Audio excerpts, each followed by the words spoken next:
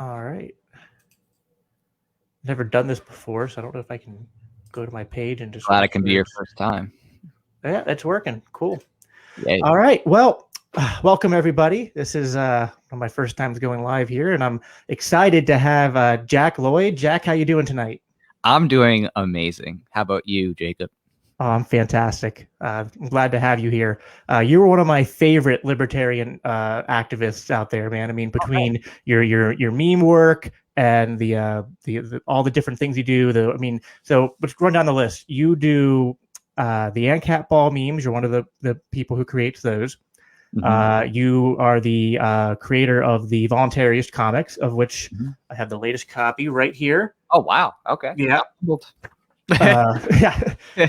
Yeah. So, and you're working on the fifth one now. I just saw you put the Kickstarter out there for it, so I'm excited for that one to come out.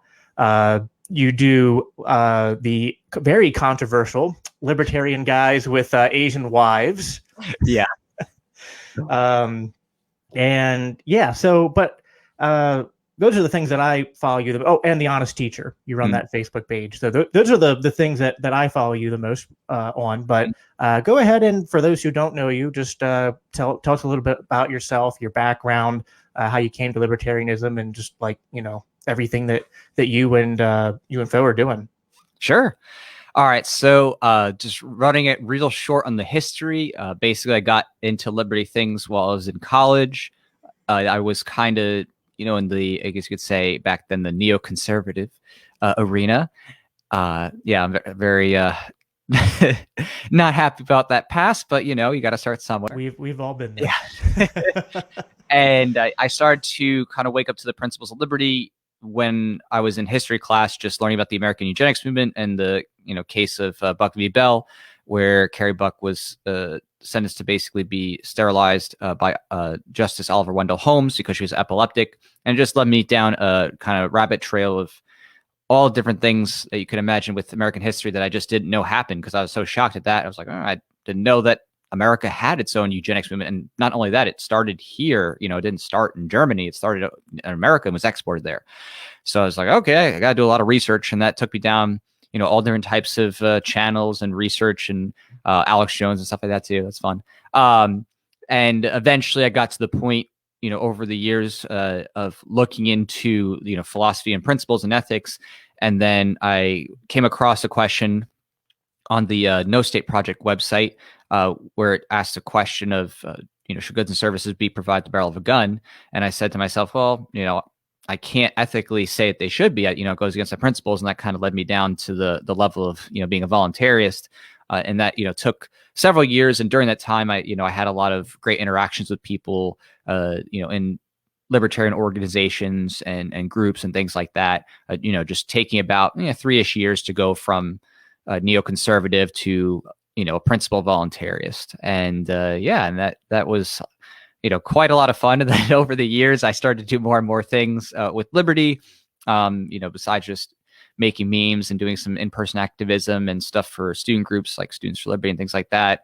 I started the comic book series, Voluntarist Comic Series, and then later on would go on to produce content for different pages, as you mentioned, things like the Honest Teacher and Philosopher and other things. And so, yeah, I've just always have been engaged with the culture of liberty now for, strongly, I would say, for well over 10, 13 years. And I just love doing it, love trying to help foster the next generation for liberty. So. Yeah, I also, well, I've been all over the political map. So I came out of high school more left-leaning, and like in 2014, 15, kind of got into like the Bernie Sanders movement. So I was a Bernie fan. I wasn't actually that far left. I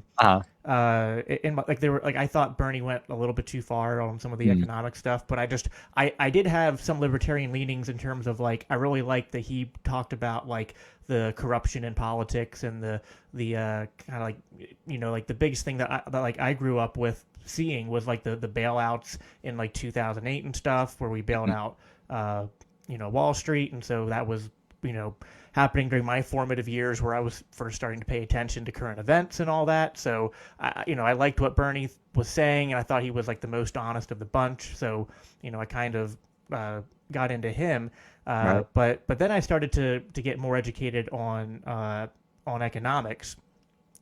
First by conservatives, a guy like Ben Shapiro actually was the one that first started to get me listening to more libertarian economics. So that brought me into the like neocon kind of status, and I thought at that point in time that I was a libertarian because I thought libertarianism was just about economics and like and free markets and all that, and that got me into joining a local libertarian meetup group where there were actual libertarians, and they patiently guided me from the the muck of neoconservatism into actual libertarianism, introducing me to guys like Tom Woods and Dave Smith, Molyneux before he became a little bit more infamous, and and yeah, so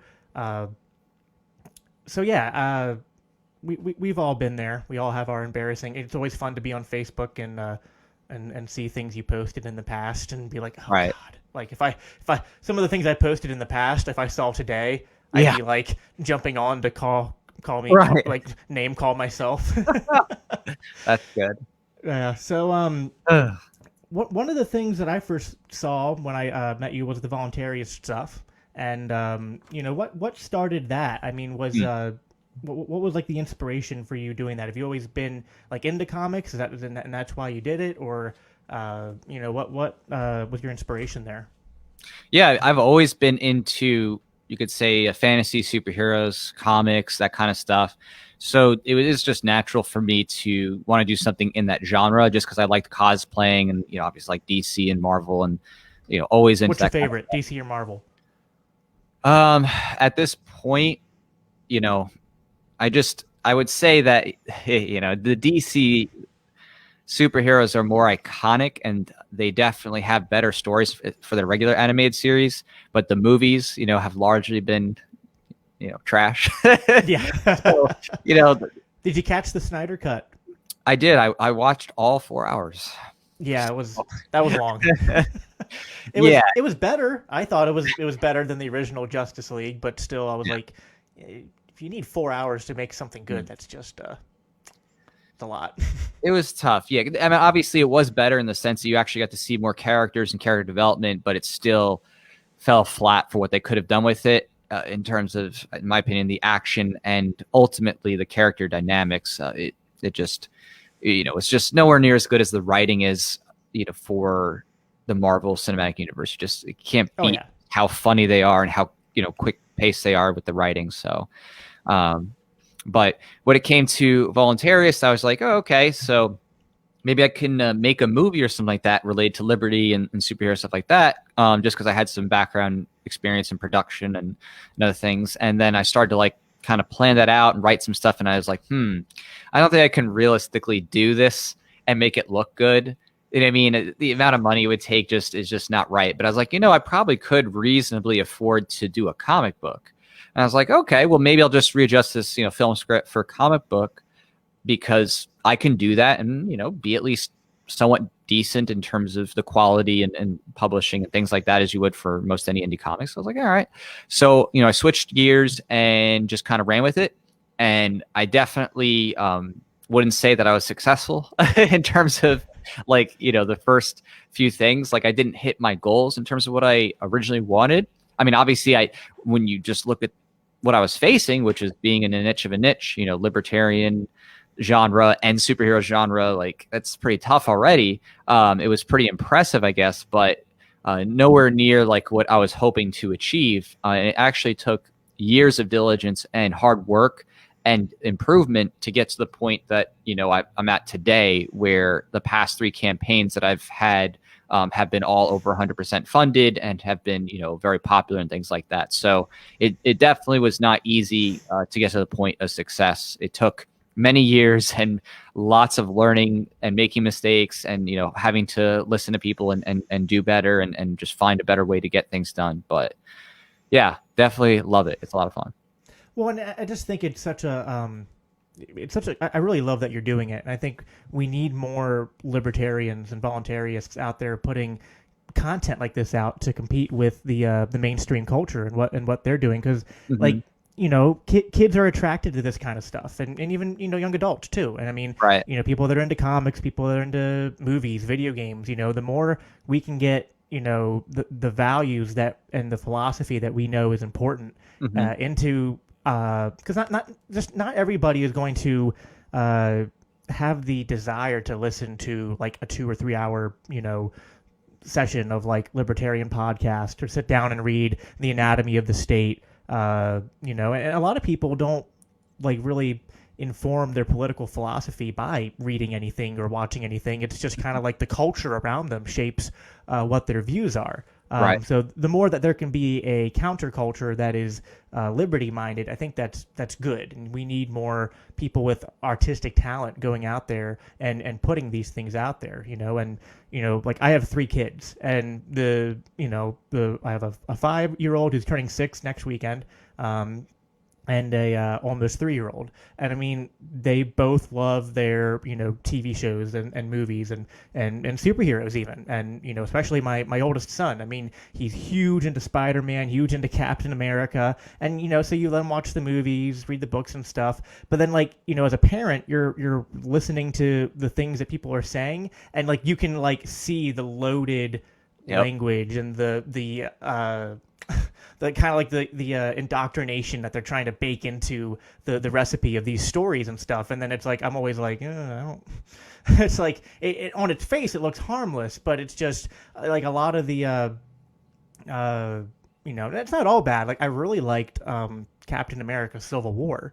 I thought that the messaging there wasn't all bad. The idea that like Captain America was against allowing more like government control over the power of the Avengers. Like, so that was good, but that was kind of like, just seems to me to be like, that was like one instance where there was like a somewhat like a good liberty message that you could derive out of something. I mean, I tried to I always try to find liberty messaging where I can, especially in stories.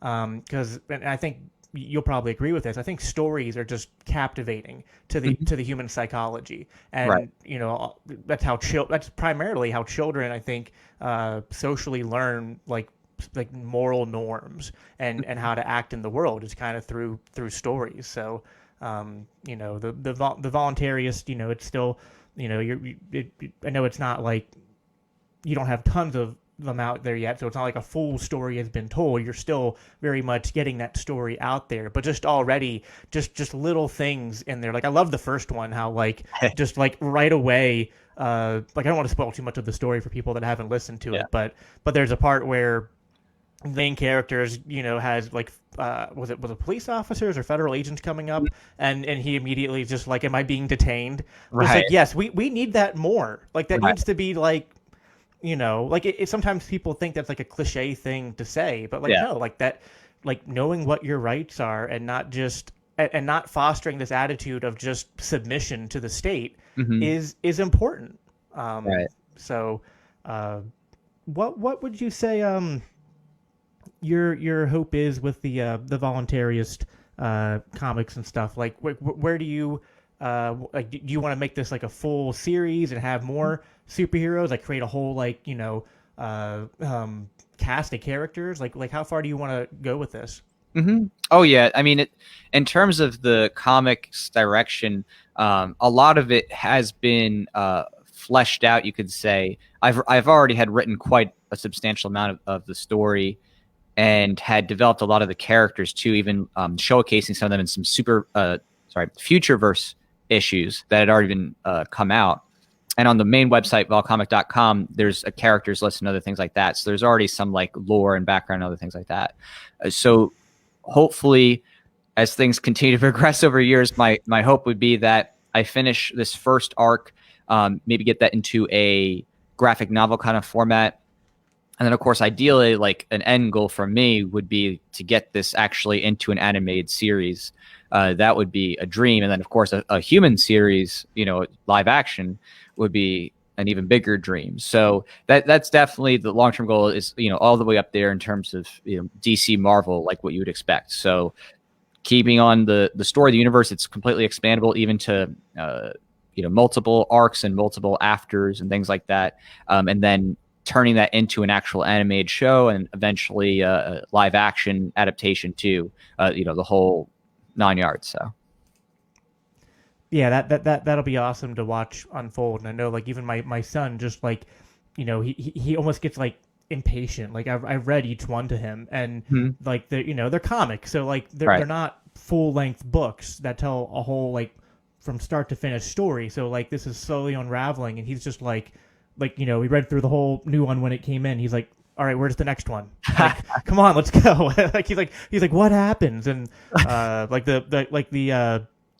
watching the characters start to like experience their superpowers and stuff, and like he's just kids love that. So I mean, that I'm really glad that you're doing that. I hope more people follow suit. I hope that this is all successful. I'll be sure to share a link when I post this out there and stuff for that Kickstarter, because more people contributing to these kind of these projects have to be funded. Like we have to support our artists and our content creators like you. So I want to get that out there, because we're at war with the state, and I really like that. Like the voluntarist really kind of like has that like imaging, like your the like just the covers of your of the comics, very much make that make that imagery and that framing clear. So I mean, we have to fight that war on every level. Like, we're both involved in the Mises Caucus, so they're fighting it on the political level, and that is hugely important in my opinion. But that can't be all we're doing. Like, it can't just be, we're not going to defeat the state just by, winning some elections and repealing some gun laws, repealing drug laws. Like, that's all important, but that's just one part of a multifaceted, multi-pronged approach that we have to take. Combating the state. Another important part of fighting the state is like educating our kids and getting them out of these public indoctrination camps, or what I like to call, and you like to call, prisons. I remember one of the when I first started my page, one of the first things I shared was a post from your page, The Honest Teacher, where you were comparing the public education system to prisons, and all my guys shared that, and like all the Karens of Facebook came out, and it was like, well, that's so inappropriate. And I was like, all right, well, like, where's it wrong? Like, let's do the comparison. Like, what happens if if the kids, I mean, the only way that your kids don't have to be in public school is you have to get the state's permission to homeschool them. Like, I'm going through that process now, where like I have to like, go to the state and beg for permission for them to let me keep my kid home and educate them. I have to check in with them every year and be like, no, don't worry, I'm doing what you want me to. Which, by the way, if anyone out there hasn't checked it out yet, check out the Paul Homeschool, which Tom Woods and others helped create, which is a very good libertarian resource for those who are entering that journey of homeschooling, which that became so much more of a topic in the mainstream this year with the COVID lockdowns, because kids were being sent home and not at school, and people were trying to do the cyber schooling, but that, from what I could see, was largely a disaster everywhere that tried to be implemented. So yeah, what's your what was like your experience growing up in the educational system, and like looking back at that now, the libertarian, describe some of the ways and like the things you talk about on the Honest Teacher page, and and how the ways that public education is very much more like a prison and indoctrination camp than anything else. Yeah, I have probably one of the most unique and robust experiences you could possibly have in terms of schooling issues, just because I experienced a whole diversity of different schooling environments, and my dad was himself a 30-year school teacher who taught in inner city schools and things like that. So When I went to school, like kindergarten was at a public kindergarten, and then for the rest of my first through 12th years, I was in private Christian schools. I went to actually 4 different ones, and a lot of similarities. I would say would be pretty much anything you could imagine in the public school environment in terms of the bell ringing and the breaking up of classes by periods and all that kind of stuff. Like there's not really much of a material difference from what I've seen. Yeah, with the private schools, it's just they copy the same system, but it's fun. It's slightly different in terms of funding and being able to opt in and out, but it's structured the same way. Yeah, by and large. I mean, there's some like a more elite schools and boarding schools and stuff that I know about because I also own a tutoring company and have worked with kids in there too. But yeah, I mean, I would say a very close experience to a lot of public schools, at least in terms of the academic instruction. And after that, I went to college, I went to law school, I did juvenile defense. So I got to actually work with young people in court and also see what it's like for kids who are going to school while in orange jumpsuits, things like that. So that was quite interesting. And I also was a substitute teacher and taught full-time at a public school and at a charter school for a K-8 middle school. So with all those experiences, plus having a dad who taught for 30 years, I definitely have a kind of a wide diversity of insight into the nature of schooling as both a student, a grad student, substitute teacher, and juvenile defense attorney. So all those things together really helped me be able to conceptualize what is done to kids and the psychological abuse that is done and what's rationalized by adults, out of fear, which is the idea that, if you don't do this way, you're going to amount to nothing in life and you're going to not be successful and you're going to work at McDonald's, right? It's this fear-based mindset that you better follow what's been told and what we know, because if you don't, you run the risk of your life being squandered. And that I really try to strike at the root with, just exposing a lot of the hypocrisies of schooling mantras, because that's really what builds up the schooling mindset. It's just a lot of assertions, unchallenged assertions, right? Like the idea of, you have to learn within 50-minute blocks, or if you're at a block period school, you have to learn within, these 2 periods, and you must have all your subjects this way, and you must learn this topic in this year at this age, and if you don't, you're falling behind. One of my most formative experiences with public education that made me hate it was remember like 11th grade or something, where we had to do a research paper, and you couldn't just and now I understand maybe like reasonable checkpoints to be like, not just be like, hey, it's January, here's the assignment and it's due in March, get it done. Like, I understand you want to teach kids how to write a research paper, to, give them helpful pointers and stuff, and maybe have them do well, give me a rough draft by February, and we'll go over it, and I'll give you some pointers.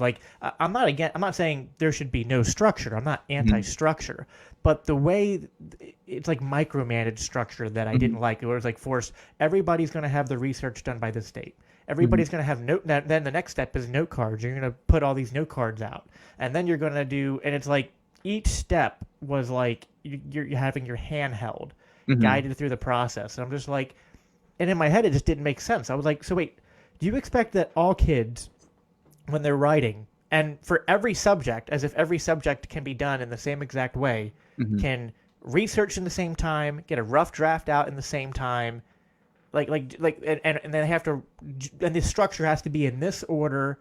I was why are we all being pushed to do the same exact thing, as if we're just writing a research paper is just a formula.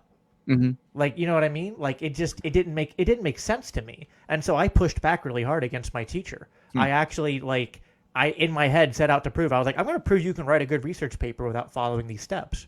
So my overall grade did suffer because she graded on those steps, but my final research paper still got an A. Wow. I was just I'm still going to do research. I'm still going to follow the guidelines for the paper. I was but I'm not going to, be controlled to be like, I have to prove to you every step of the way that I'm doing a good job. You know Right. what I mean? It's like You work for grade. like imagine working for someone like that, where it's like your employer comes out every like 5 minutes, like, are you doing this right? Are you Mhm. doing this right? Show me what you're doing. Are you doing this right? It's like Right. no one would want to work in that environment. Mhm. Bosses, really, employers don't want workers that they have to babysit. That's true. You don't want to hire someone that you feel like you have to like guide them along every step of the process Right. to make sure they're doing it right. So it's like, and then people, and it's no wonder when people come out of high school, they're not prepared for any job, like almost no job.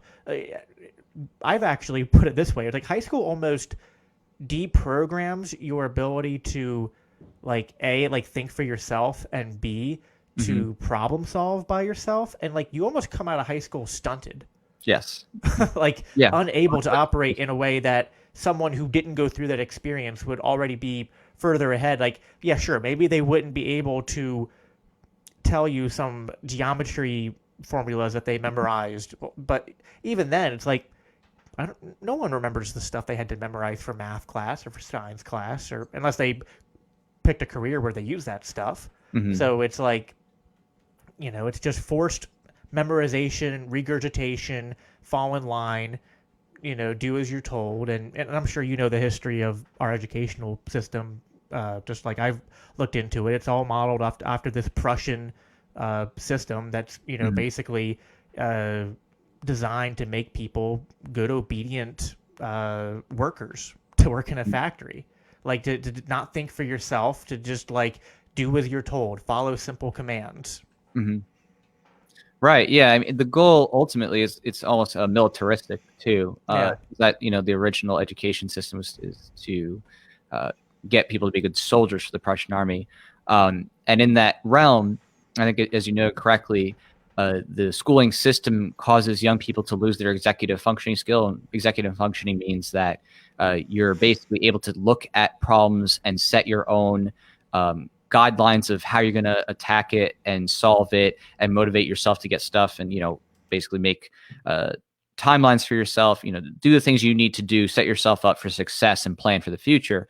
And school subverts that by getting young people to become so frustrated in the process that they relegate all of their planning skills to whatever the syllabus is and whatever their teachers are handing them. And essentially they're just getting to the point by the time you're at the end of high school that you're just like, just tell me what I need to know for the test, right? That's the goal. They're like, I just know I need a signal and get an A. Tell me what I need to know. I'm going to memorize this, and then whatever, get the A on the test, or whatever.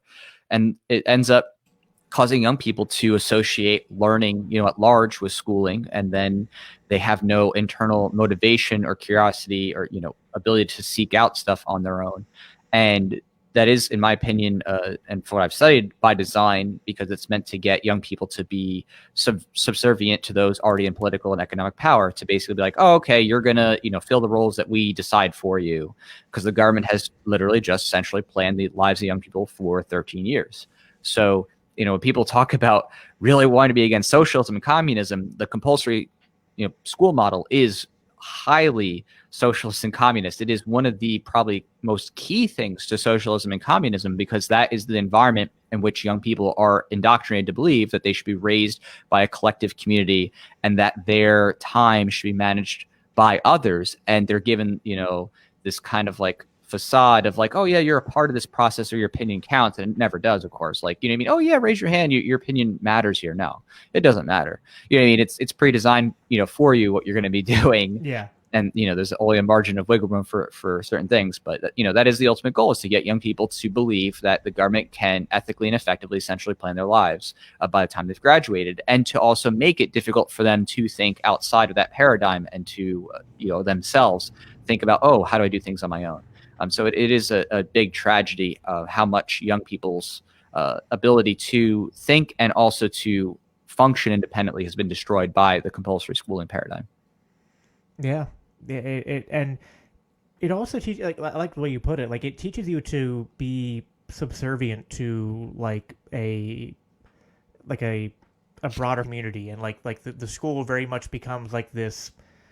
Well, I mean, like they almost explicitly basically say like you're our kids, and they actually told I remember in middle school I got into a fight, Mhm. and got sent to the principal's office. My dad has to come in, and I didn't pick the fight. Like there was kids that were pushing one of my friends around. I got in between. Fists started flying. It all happened very quickly. I ended up, tackled on the ground, and him and the other guy, were exchanging blows.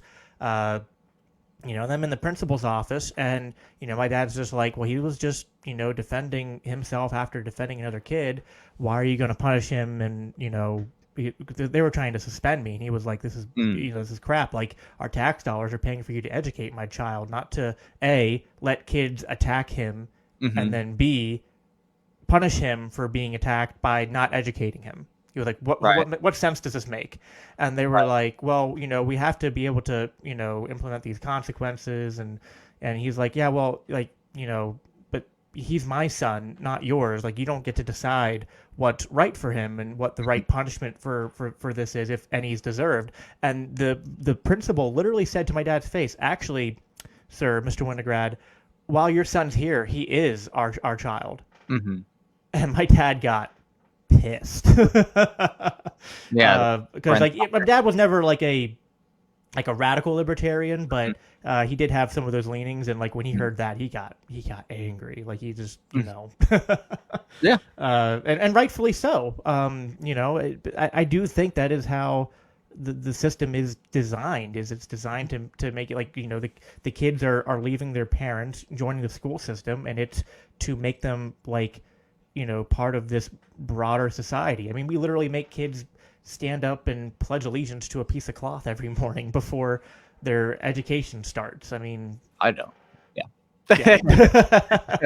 No, we don't. But the system does. I remember when I was young, there was one student who her parents were atheists, and because the word God was in the pledge, the parents wrote a note saying, like, I forget her name, it was like Julian or something. Like, Julian is not allowed. We don't approve of her standing up and doing the pledge, so she'll just sit there quietly. And we all of us kids, we judged her so hard for that.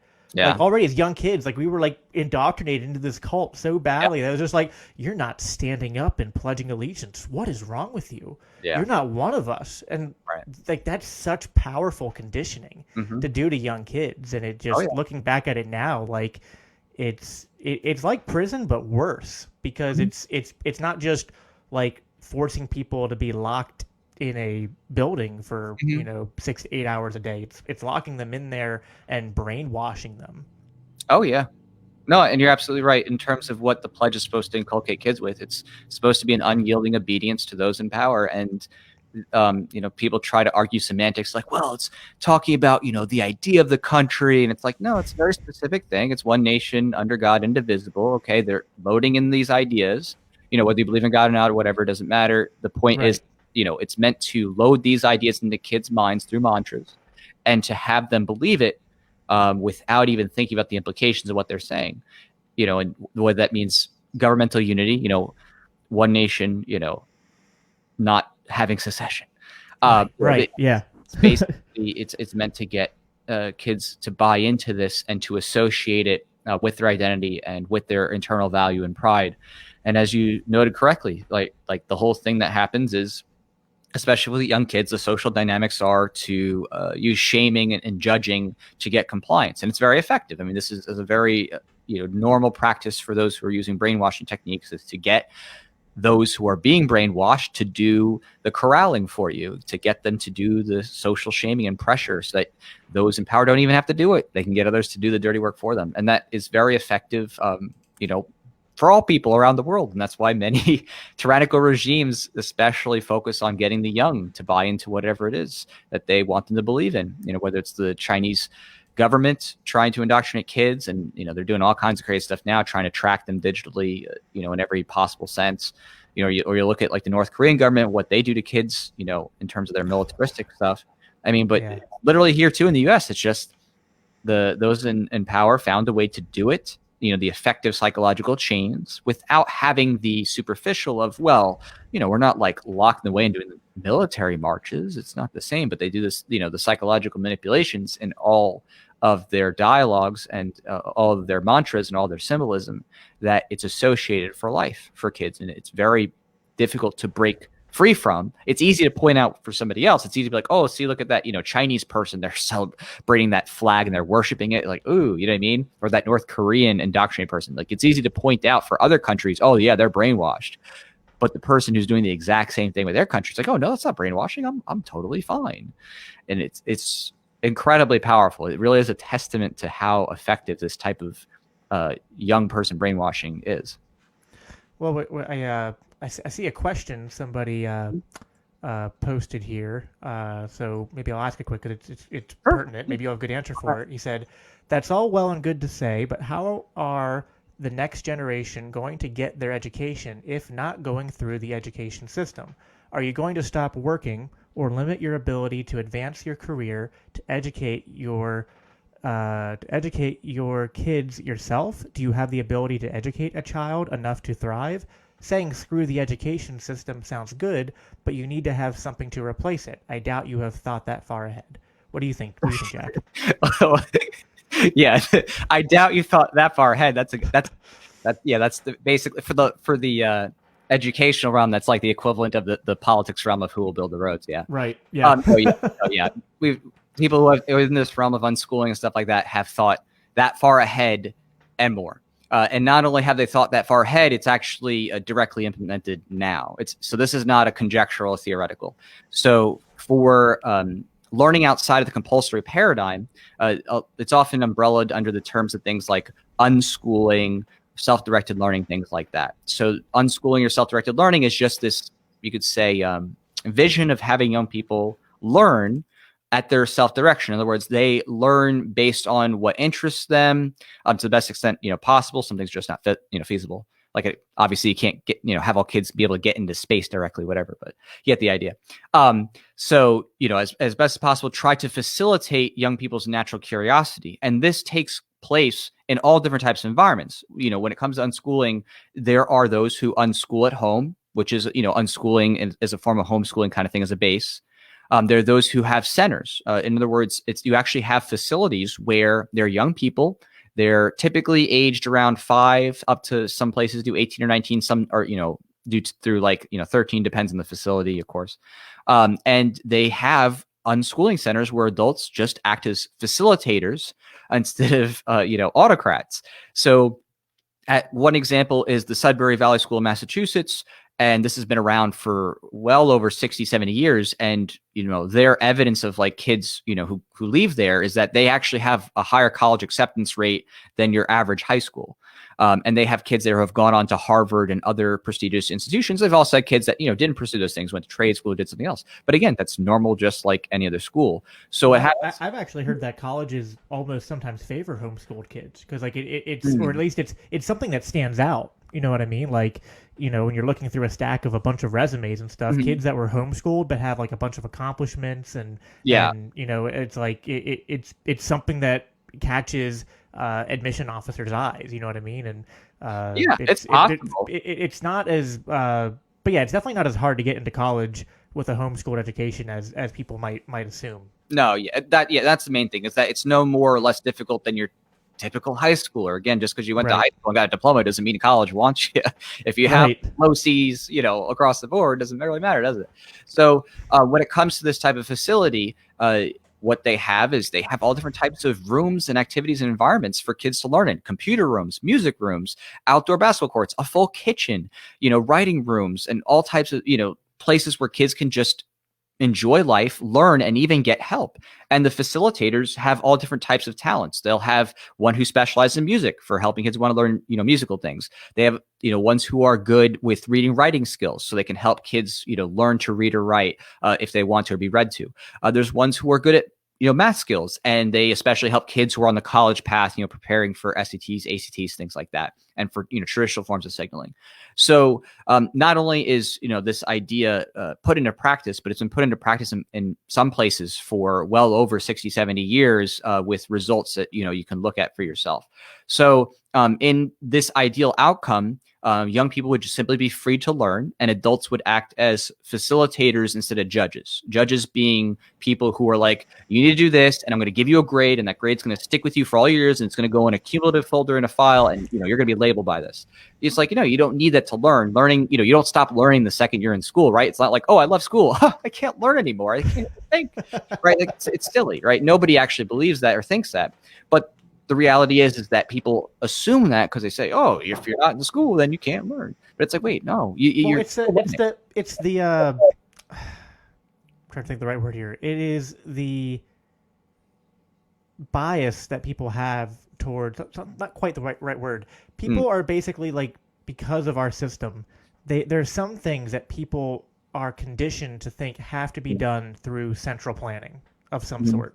And the education system, I think, is one of these things. It's like, it's like, how are kids going to learn if they don't go all through the same system and learn things in this order and in this way and in these structures? It's like, why do kids have to learn things in the same order? Why do they have to learn at the same rate? Why do they have to, even learn the same things? Like, I mean, yeah, you might want every kid to read, but like, every kid has different interests, and does every kid need to have the same reading level at the age of 10? Probably not. Like, you know what I mean? Like, it's like this it very much to me looks like, it's the same people that look at the economy and go like, well, why is there inequality? Why is there, you know what I mean? It's like, but like, you're looking at one snippet at a time. And these things are constantly changing and evolving. And if you look at things at one snippet at a time and you're upset because of the inequality, and so you want to flatten everything, what you're doing is you're not actually bringing everyone up to the same level. You're actually, the people that would have been down here already and the people up here, you're actually just squashing them back down. That's what ends up happening. Like with the stuff like No Child Left Behind, you're not letting people thrive. You're saying, well, everyone's going to be more equal. So the only way you can do that is to basically flatten down the hierarchies and flatten down the peaks and the experiences that people can have. So to me, it's just, and children learn better when they want to learn. Like my 5-year-old already, like, I don't have to force him to do like activity books or to ask. Like, kids are constantly asking questions. Like, I can't get him to stop asking questions. He wants to learn. He sees things out there in the world, and he's like, "What's that? How does that work? What to do? Why is it called that?" Like, kids are naturally inquisitive, and their brains are like sponges, and they learn at exponential rates. So, I mean, and reading is not that hard to teach. Like, I thought it would be. I was a little nervous, like, because, I wasn't homeschooled. So to me, I was like, although I believe in homeschooling, like, it was just a new, scary thing. But, like, kids recognize patterns really easily. And, like, and they pick up context clues really easily. Like, and like, so my son, the other day, we went to a restaurant and they had like a kids menu with a word search. And, he was learning to read using the word search because he'd ask me, what's this word here? I'd be like, oh, that's steak. It's like, okay. So he's like, that's an S-T-E. And he's going through the word search and finding it. And like, that's helping him learn to how the word is spelled. And then he recognizes it when he sees it again. Like, it's not that hard. It becomes harder when you say everyone has to do it the same way. Everyone has to be the same. Everyone has to be equal. I think who was it? I think Rothbard said it best. Egalitarianism is a revolt against nature. Like, we're not all equal, and we're not. And that doesn't mean that we're unequal. Like, there's some people that are subhuman or that don't have the same rights. Like, we're all equal in our rights and in our moral value, but we're not all equal just in terms of like any other category, even to ourselves. Like no one's equal. Like, I'm not equal to myself yesterday. I'm not equal to myself tomorrow.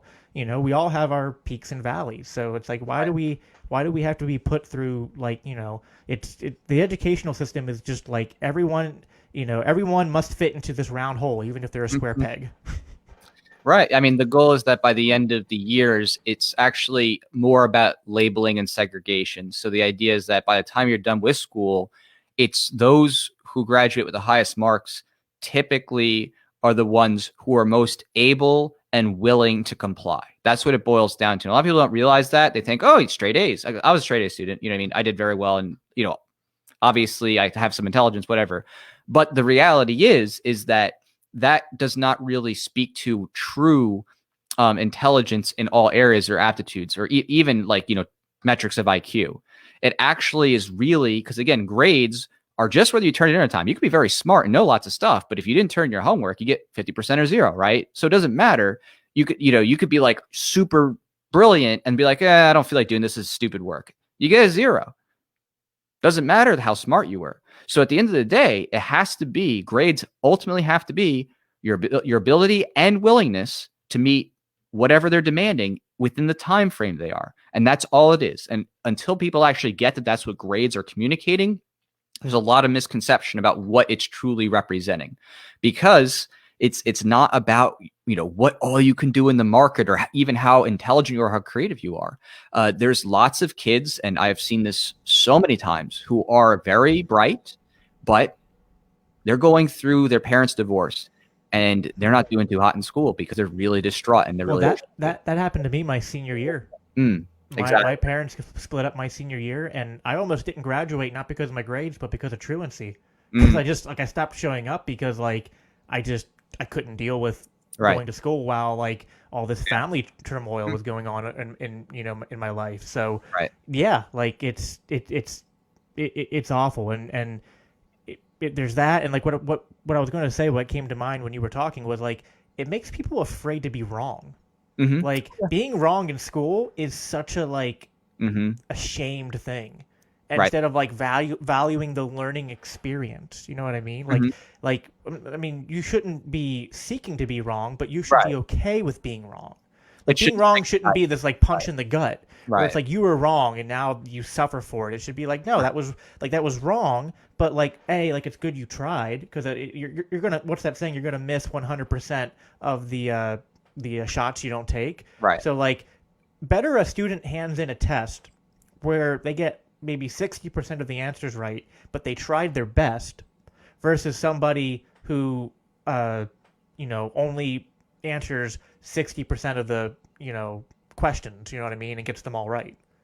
You know what I mean? Like, well, it's like, you know what I mean? Like, I don't think that the outcomes are the same in that instance. Like, they both might have got 60 answers right, but one person just filled out 60 of the questions and then gave up on the rest. It's like, you know what I mean? Because, you know what I mean? Like, don't be afraid to be wrong. It's like, that's how you learn. You go back, it's like, you know what? You got 60% of them right. That's good. Let's look at the ones you got wrong. And you'll do better next time. Not be like, oh, well, you know, it's putting all this pressure and fear into children for being wrong, and then you know, then they don't learn. What they do is they memorize. I mean, it's what we all did. It's like there's a test coming up the night before, the morning of. You're literally just like repeating things in your mind that you're not going to be able to recall 2 weeks from then. Right. That's pretty typical. Yeah, I think that in that realm, it shows that the goal within the schooling paradigm is not actually for mastery of learning. Because if it was, as you said, if you had 60%, you'd be like, oh, okay, well then keep studying till you get 100 or 95 or something, you know, better or whatever. But no, it's like, oh, okay, keep going on. Hopefully you pass. So it has nothing to do with whether, oh, okay, this is really important to your life and you need to like actually know this. No, it's just for shaming and labeling and stigmatizing. That's literally it. It's to sort kids. Because again, if it was actually about this, you know, the material itself being fundamental to success in life, then you'd have to actually know it and actually have to like, okay, get 100% or whatever. It'd be ridiculous, right? You know, just like if someone were like trying to fix your car or something like that, it's like, well, it's a 75% right. I guess that's good enough for you to drive. And you're like, you know, tires are flat. I mean, it's not gonna work, right? Again, by their own standards, it's a complete and abject failure. So, you know, I think it's important for people just to take to heart the idea that the idea of signaling itself is not harmful in terms of voluntary action, right? The point being, if you want to take a test to show competency or this or that, there's nothing wrong with that. But when people are forcing that onto your life, and doing it, you know, with regardless of anything else that's, you know, of your interest or your circumstances, all that's doing, again, is labeling kids and shaming and stigmatizing them for things. Again, the younger you go, the more it's out of their control, for things, largely that are outside their control, especially for young people. And based on their ability and their willingness to be able to comply. So it's really just, to me, just so messed up. Like, especially when I look at younger kids, in the elementary to middle school arena, where these kids don't choose their sleeping arrangements. They don't choose their food. They don't choose, how healthy their communication is at home. They don't choose, basically their lifestyle overall, because it's, controlled by the adults. And yet, the kids are all judged the same, whether a kid has a 2-parent household, a really comfy bed, supportive, loving parents who are empathetic, good food and all that stuff, versus a kid who, has a brother that is mentally deranged and is up late at night, so they can't sleep, and their parents give them, crappy food every day, and they don't give them much love or attention. I mean, it's crazy. Like, when you look at that, you're like, wow, you're judging little kids for things that are largely outside their control, or even absences, right? Okay, yeah, the 10-year-old has control over whether the car got to school on time, right? It's like, I mean, when you think about it, you're like, it's actually pretty crazy. Yeah, it's absolutely ridiculous. Yeah. So another one of the things we've covered the education pretty good. Another one of the things that this is one of the more recent things that you put out there, and you have this under your title here, Jack Guy, Libertarian Guy. Yeah. That's referencing your infamous page, Libertarian Guys with Asian Wives. That's a fun page. So, I mean, yeah, why do you fetishize Asian women, Jack? I just can't help it. What can I say? No. Yeah, it was really funny because I did it at first as kind of like a joke thing for fun. Just to be goofy with it. And just because I know there's a lot of libertarian guys who have Asian wives. I'm like, yeah, you know what? Why not just have a little fun with it? And then it got way more traction at first than I thought it would get, to be honest. I really didn't think it would. It would just be like, oh, this would be a fun inside joke, something like that. And then it got big, and all of a sudden, all these big YouTubers are commenting about it, and people on Twitter, these communist girls and stuff. I'm like, okay. So I was like, okay, well, I'm going to have a lot of fun with this. And I basically just used the page to demonstrate horseshoe theory, that both the alt-right and SJWs are just as bigoted, and they literally will take anything you could possibly post out there and impute the worst of intentions with it. You know what I mean? If you're with, showing that you have a relationship, that must be a fetish, or they're oppressed somehow, right? You know what I mean? It's so wild. But I mean, I love it. I love watching the reality emerge, and then challenge people, and then seeing people be like, oh, wow. These people talking about tolerance so much, but all of a sudden they're saying, oh, you should leave him, and oh, you're, all these different things. You're calling names and calling them mail order brides and things like that. Literally using shaming labels. And I checked their profiles. These are real self-avowed, communists. They're not real communists. I'm they look like real communists to me. They describe themselves. They act that way, but they're using the exact same type of language that they say to others is so, wrong and bigoted. But they use that if, oh, your ideology doesn't line up with ours, so we're gonna use it against you. It's really wild. So. Well, sometimes I have to wonder if it's some kind of Freudian thing going on. How we're both in the Mises Caucus, and one of the common attacks you hear from the small but loud minority of people on social media is that the Mises Caucus is filled with a bunch of racists or we attract that type. We're dog whistling, all that stuff, and I'm just it seems like most of the intolerance towards racial diversity comes from these same people that are attacking us. They're with you, their hatred of guys like Maj and Hotep, and then you mentioned the mail order bride. These people went after one of the Mises Caucus state organizers who also has a Asian wife. Yeah, and we're attacking him and her, saying that she was a mail order bride. I was just you guys aren't really if anyone in this whole entire liberty movement is racist, kind of seems like you guys are the ones that would fit that description, not us. Right. Oh no, they're absolute bigots. And I don't believe that it is in any way a shock, at least to me, from their history, because I think a lot of these people genuinely do grow up in these either northeastern or northwestern, very white, rich areas. A lot of these people who I see, because I go and I look at the profiles, because I'm knee deep in all internet culture. I'm always observing, seeing who's doing what and figuring out who's doing what. So I'm like, okay, what kind of people are these? And it's always almost the same. It's like these people who genuinely grow up in those like, you know, exclusive communities where it's like the, you know, oh, I went to that nice all white high school in Massachusetts, but you know, they're a leftist, you know, whatever, Bernie supporter, this or that. And they are completely tapped out of any type of cultural stuff at all, right? So these people are like, yeah, we really stand in solidarity with like different minority groups, but they're completely themselves tapped out of it, right? Like the most color they have is dyeing their hair. You know what I mean? Like that's it.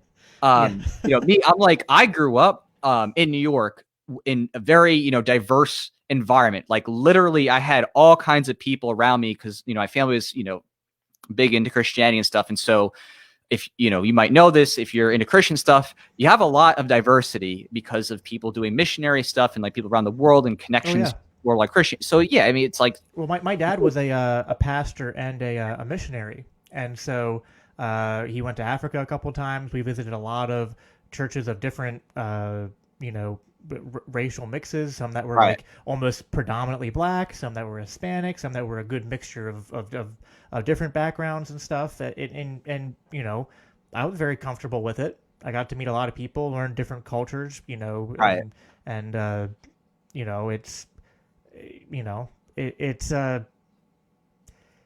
it does seem to me, I do agree with you that a lot of these people seem to be rather whitewashed themselves. It's like, it's like they talk about diversity, but to them it's like true diversity is where everyone, we want people to have, in our groups, to have different skin tones, but they all have to act white. You know what I mean? Or like, like you all have to be white. Like we want you, we want the token, people of color and Asians and Hispanics, but you all have to fit our white liberal culture and personalities and stuff, or we won't have any part of you. And it's like, you know, like that's just not the real world. Yeah, some of these people would never be caught walking in, you know, a more ghetto neighborhood. Like me, I'm like, yeah, I'd go outside to like, you know, the Quickie Mart on the corner or something like that. These people wouldn't be caught in a 10-mile radius. You know what I mean? Like, it is that bad. And I mean, I see how it gets to be there because they want to signal it. You know what I mean? They're like, oh, see, I'm, you know, an ally. You know, I'm adjacent. But it, you know, when they talk about these things, it just becomes so clear. They're like so tuned out of anything material to any of these people's lives whatsoever. You know, they say it, they're supposedly connecting with or identifying with, and like even to the point of just like hilarious things where like I did this, you know, joke meme picture. It was libertarian guys with ebony wives, right? And it's like the girl had a zebra print, and then like, so it's like, oh, like what's that? Is that like jungle fever or something? Like, oh, so you mean to tell me that girls don't wear zebra prints normally? And I literally go to the person's pictures, I scroll through and I pull up a picture of them wearing a literal animal print. And I'm like, you wear animal print. Like, this has nothing to do with like, you know, trying to make it like, ooh, this is like, so like even cultural things like that. Like, I'm like, literally, it's normal for girls to actually wear this stuff.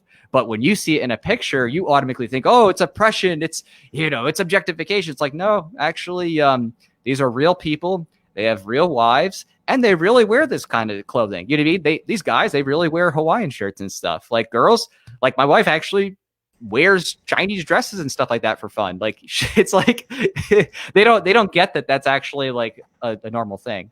Yeah, I don't know when it became hateful to celebrate culture. Like the whole, like I remember years ago, like a couple over the last few years, the big like cultural appropriation became the big thing, and it was like, you know, if you're white. And your kids are white, don't let them dress up like, if you have a white daughter who wants to dress up as Mulan or whatever I forget the name of the princess that's black, the Princess and the Frog. I forget her name. I'm not good at my princesses. Yeah, but like, you know, it's like no, like you can't, you know, or if my white son wants to, you know, if he ever like, you know, buys Black Panther stuff and he puts a Black Panther, like, but like. Is that bad? Like, shouldn't we, like, isn't part of diversity like embracing each other's cultures and celebrating it, partaking in it? Or so, but no, and you're right. It is. We've talked about this off air. It is horseshoe theory. Like literally, like the alt-right and the ever increasing woke left are just like starting to meet in the middle, where they're just like, safe spaces for Black people Right. is just really, really good branding of Jim Crow. Right. It really is incredible. It's wild. They're like, all right, the alt-righters like, yeah, we want to separate the spaces. And they're like, yeah, the woke people are like, oh, yeah, we need to have, the separate weight and, Black facilities. So they have, and they're like, wait, what? They're like, what happened? Did y'all just miss what each other's goals were? Did you say you hate each other so much? Are you sure you're not best friends? Like, right. Yeah.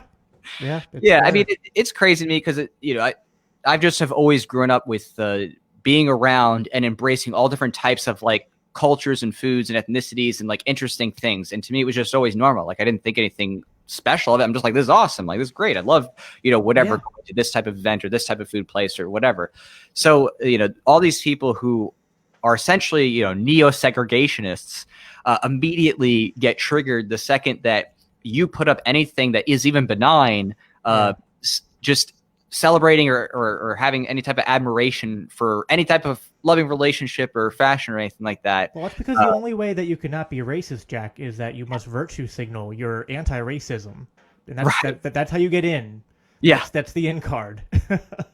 Like, I don't know. To me, people who aren't racist just kind of go around like just treating people like people. They don't feel a need to, like, to me, it's like the more you bring up race in conversations in any context, the more I kind of get a little bit suspicious that you actually might be racist. Because to me, like, the opposite of being racist is just like people are people, and you don't really talk about race that much. In my opinion. Well, I mean, to the point of like trying to suggest someone is automatically bad or good or superior or inferior. Like for me, like I'll talk about race or culture and stuff like that, with anyone or, of any type of like race or culture, because it's interesting. I love talking about shared experiences, stereotypes, whether they're accurate or not. You know what I mean? It's hilarious. And again, the question is, are you doing this because you're doing it out of enjoyment and enjoying the conversation and learning about stuff, or are you doing it because you genuinely hate the person or you think they're inferior? And that's a big difference between admiration, adulation, and saying that, oh, well, you're inferior and you're not worthy of being treated with respect, as a human being. Like, they're totally separate. But some people cannot, undo those two things. They think automatically, oh, okay, if you talk about it, if you like it, or if, you just mention, oh, hey, my wife happens to be Black or Asian or Hispanic. Oh, my God. You know what I mean? It's like, nope, that's just a literal fact. And I happen to also find it very interesting to talk to other libertarian guys who have, a similar life situation or something, of a variation, and talk about similarities or differences or things that you experience when you're meeting their family for the first time, or culture traditions that you participate in or don't. It's fascinating. It's fun, to experience that and see what you do or don't like, or like, your spinoffs and stuff. So, what I mean? When they do it though, these people who are, into like the virtue signaling of the SJW stuff, they have no problem signaling their admiration if you're in their ideology, right? You can say, oh, gay pride. You can say, oh, okay, well, there's this Black community, or, whatever, Black communists or something.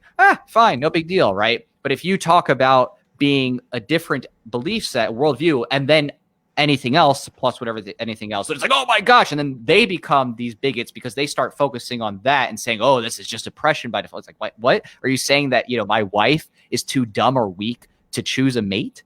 You know what I mean? Are you saying that they're stupid or gullible or something? Like, this is like, you know what I mean, just ridiculous. You know what I mean? They're an independent person who obviously made their own choices about their relationship. It really is crazy how far they're willing to go and contradict their stated values to go after an enemy. There's no rules they won't break for themselves, basically. Oh yeah, yep, that's very true. And this brings us to the last thing I wanted to talk about. Like, you were talking about how you grew up in the church, and there's a lot of diversity in the church and the experiences there. And that is the focus of my page, Daniel 3 Biblical Anarchy. I started this because I'm a Christian. I'm very involved in church, and I want to bring as many people into the liberty movement as possible. And, Christians are my people. And unfortunately, I see a lot of them engaged in what I would call idolatrous statism. Right. You know what I mean? So, I know you're not practicing Christian or believer anymore, but I know that you know a lot about, you know, the Bible and these things. You know, when you're engaging with a Christian who is, you know, deep in statism, whatever flavor it is, left, right, Democrat, Republican, or whatever, you know, with your knowledge of the Bible, what do you think like is like the in your own words, like the key parts of the Bible to bring up when talking to a Christian about like their you know, belief in statism instead of liberty? Oh, sure. Yeah. I mean, I would say that some of the most common ones is just like when the Israelites asked for a king is a good example, and the specific warning that the king would basically, you know, dominate the people and steal from them. Like there was literal warnings then, like, oh, if you have a king instead of judges, you know, you're literally going to get pillaged and they're going to go to war. And, you know, so that was interesting. I would say, you know, to bring up in historical context. And then I would say in the Gospels, I would say the main focus is that, I mean, Satan's like, hey, all these kingdoms, they're mine. I'll give them to you, you know, when he's, you know, Jesus fasting. So you know, that's another kind of like clear indicator, like, who's currently ruling the world right now, you know, within Christian beliefs? Is it really, you know, God who's at the head of these different kingdoms, or are these people actually, you know, setting themselves up against God, you know, to say, oh no, worship me instead? Like, think about that, you know, a bit. And, you know, when you start to go down that hole of like, oh, wait a second, you're right. You know what I mean? These people who are in governments are there trying to get you to essentially worship them. Because again, it's about their power, and that, you know, through their, you know, might and their wise rulings, that they make your life right. And without them, you know, you're nothing. But the Christian worldview obviously is that that's not where the source of, you know, truth comes from, or the source of, you could say, salvation, or the source of internal peace comes from. So, you know, those are just two quick small examples. I mean, I can go on for a long time if we did that, for sure. But those are definitely two, one Old Testament, one New Testament things to, you know, kind of pique someone's thought process about the nature of what is government, you know? Yeah, I really like the first Samuel reference with them asking for a king, and the reference to Judges. A lot of people don't realize, but I mean, the book of Judges is essentially a story. I mean, a story about people living in what I would call an anarchist like society. Like there was no king, there was no, I mean, you know, no human centralized authority. God, of course, could be considered a centralized authority of sorts, but there's no human centralized authority. And yeah, there are some things in the book of Judges that, like, you know, like bad things happen. There's like this big civil war at the end, and you know, there's this line repeated in the book of Judges a few times where like, and the land of Israel went on without a king, and everyone did what was right in their own eyes. Like that's repeated a few times, and then that's just such an interesting foreshadowing. Yeah, and that's such an interesting contrast, which then what happens when they get a king? Because it's like Judges is setting up this like false expectation of like, as soon as, you know, Israel just like, if they get a king who just come in and solve all their problems, everything will be better. Right. And that's the exact opposite of what happens, because actually Israel ends up worse off with their kings, because their kings lead everyone into idolatry. Like before in Judges, it was like, a certain tribe starts to engage in idolatry or wickedness. Like there was, at the end of Judges, it was the tribe of Benjamin that was, you know, like engaging in like these,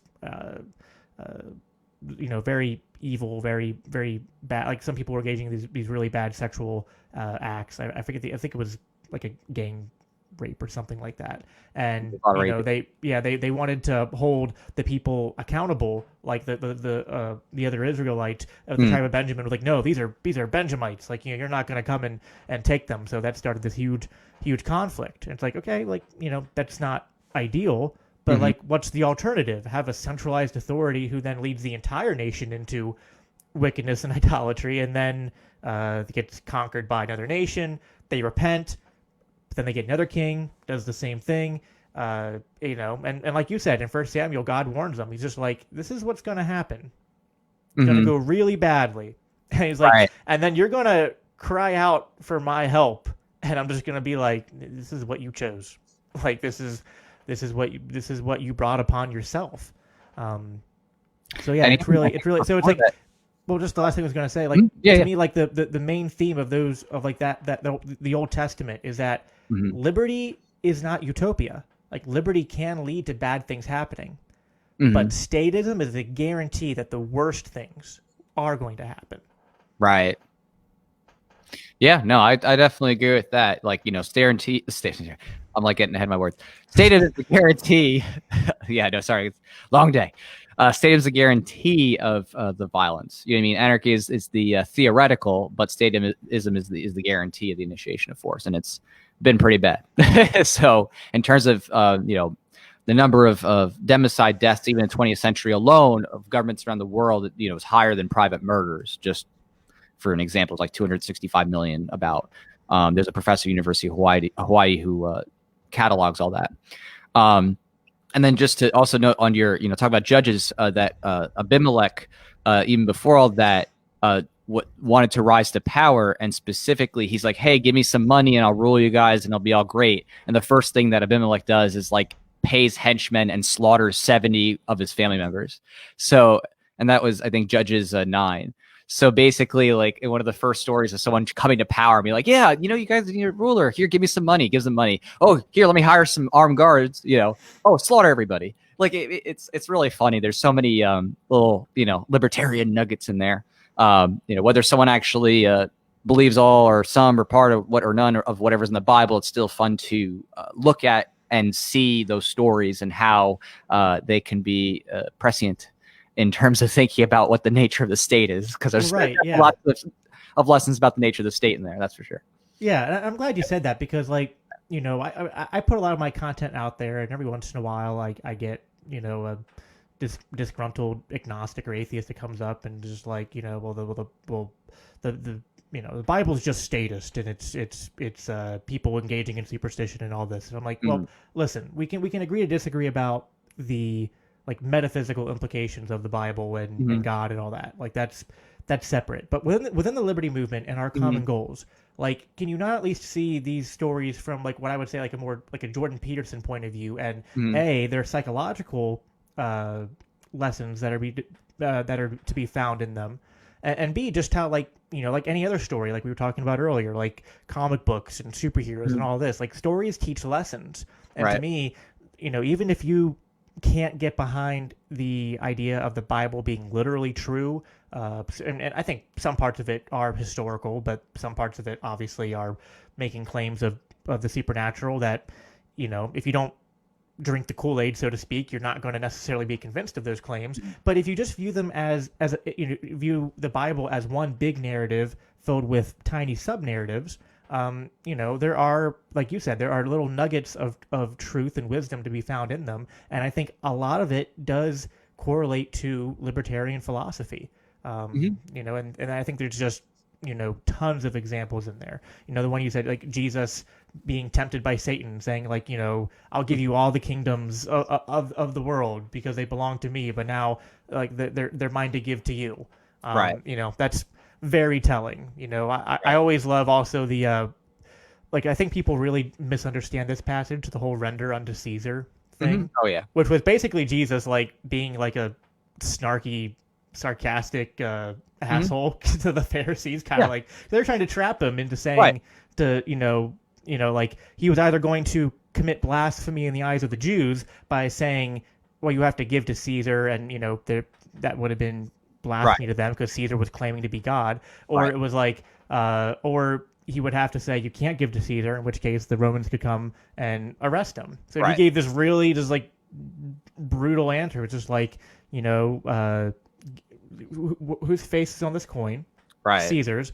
Give to Caesar what is his, but give to God what is God's. And it's just, to me, it's Jesus saying, well, anything that belongs to Caesar, give to him, but make sure you're also giving to God what is rightfully his.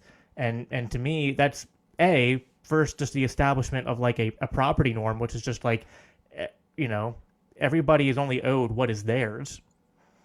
And B, giving a rightful admission that, if you're not going to believe in a supernatural God, to me, like that passage should be taken as like God is the psychological embodiment of what is good, basically. You know what I mean? Like of what is virtuous, of what is logically consistent and reasonable. So I just and I see this echoed. Like a lot of people take passages like Romans 13, and I think there's one in First or Second, is it Timothy or Peter, that kind of says the same thing. That's like submit to the governing authorities and pay your taxes. And to me, there's like a lot of like mistranslations, misunderstanding of the context of these passages. Because to me, it's just it's not about Christians having to be subservient to centralized authority.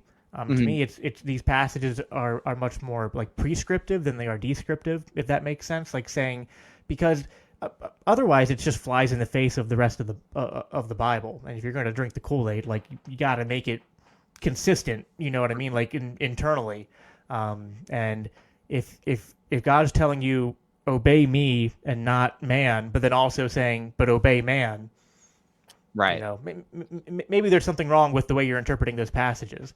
You know, to me, the Bible establishes property rights. You know, it says give to people what is owed to them, but what people are owed is not just what they claim by violence.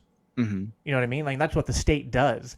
The state claims what yours is theirs through the initiation or the threat of the initiation of force. The Bible doesn't really condone that anywhere. It does say to pay tribute, and like the word that's used for taxes is often also used for tribute, and it's used for like listen, if there's a toll road or if there's a service that you're engaging in, pay people what they're owed. But there's nothing in the Bible that says, you know, roads must be built and it's okay for people to come at gunpoint and rob you blind to build them. Well, yeah, I think that, you know, with all of it, there's definitely a lot of nuances. I mean, even the coin issue that you mentioned before about rendering unto Caesar's, you know, Jesus was specifically actually calling out the idolatry of the Pharisees and Sadducees because the coin itself, as you noted, had the engraved image, which is itself, you know, against the Ten Commandments, that you shouldn't have any graven images. So by, you know, doing that, he was essentially showing them instead that they were the ones who were actually being idolatrous by holding and having and using the coins. And then like with Paul, again, like, you know, the idea of like submitting to authorities obviously makes very little sense because he clearly disobeyed the authorities time, arrested for it multiple times, so that doesn't work out. So yeah, you know, all the apostles did. It's like they're telling, like, to me, it's like there's always like I always read those passages as like there's a little bit of snarkiness. It's like, oh yeah, obey the governing authorities. Wink, wink, wink. You know what I mean? Like it's and to me, it's there's an implied meaning behind that because clearly their actions don't. He said basically because he just was saying like the literal because he describes it after like to avoid their wrath. So he's saying like basically to avoid if you don't want to get killed for like every little government infraction, you know what I mean? But I think there's also another thing even deeper there too, and that's the idea of whose authority, right? So submit to the governing authorities, but there's nothing that requires you to say that the government's the authority, right? So you could be because both passages say there's no governments, but you can say, no, I'm sovereign. But again, even he warns, but you may get attacked by the government.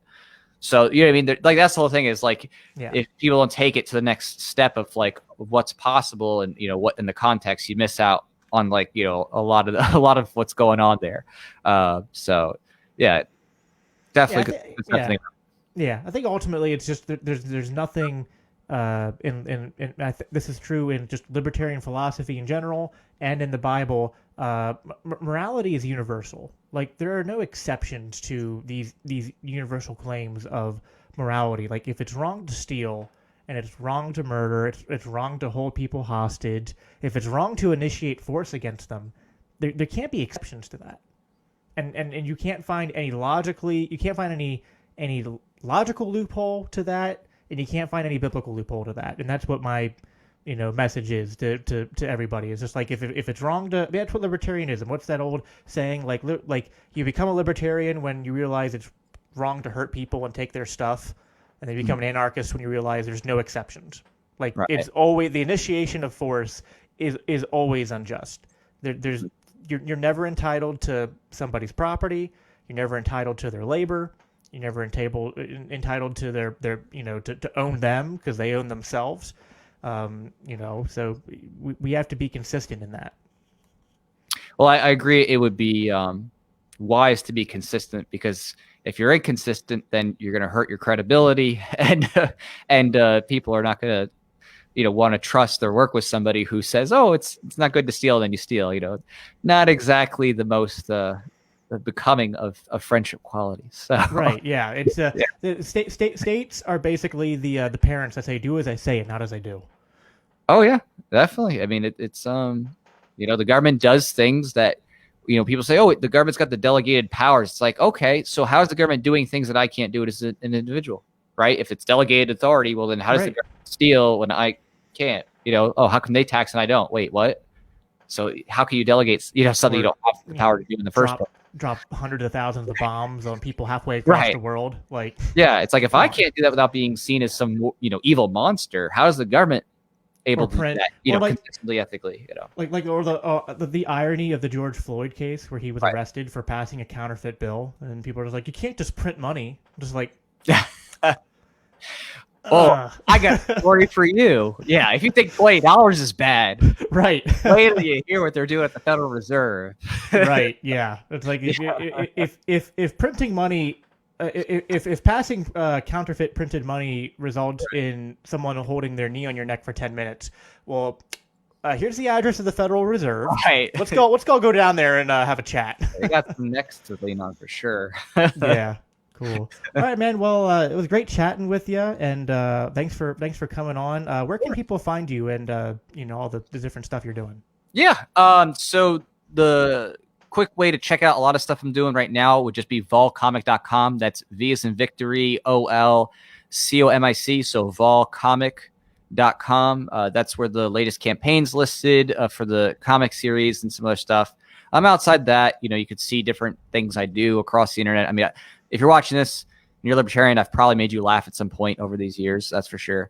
But you can check out some of my work and things I do, whether it's on Honest Teacher, Red Flag Reality, or philosophers, stuff like that. So produce a bunch of stuff for all those different things. But yeah, there's more than I can list, and I don't want to overwhelm people. But volcomic.com and a couple pages. Cool. All right. Well, that wraps it up for today. Thanks again, Jack, for coming on, and everyone enjoy the rest of your night. And yeah, that's all from us. Take care.